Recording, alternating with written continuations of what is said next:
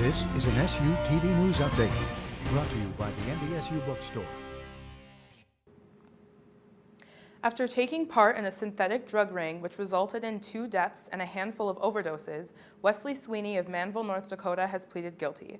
He is part of a case that spans local, state, and federal levels and faces a minimum mandatory sentence of 20 years in prison.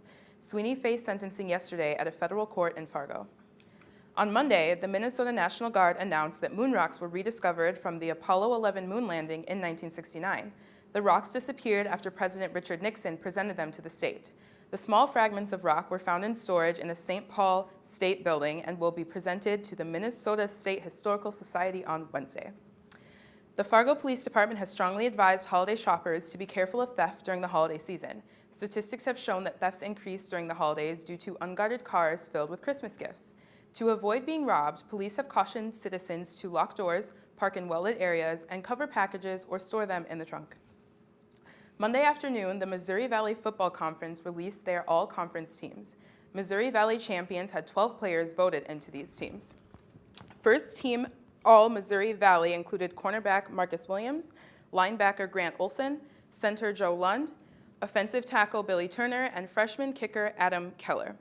The Bison added 4 players to the second team all-conference, and another 3 earned honorable mention.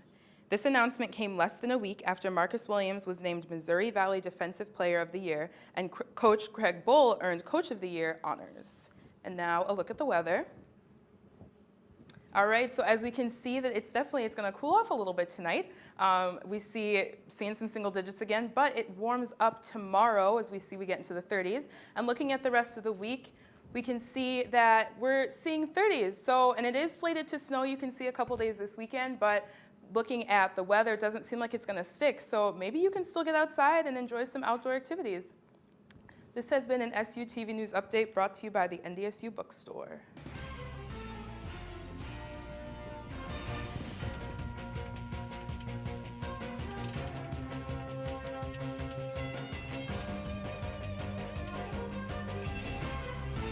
This is an SUTV News Update, brought to you by the NDSU Bookstore.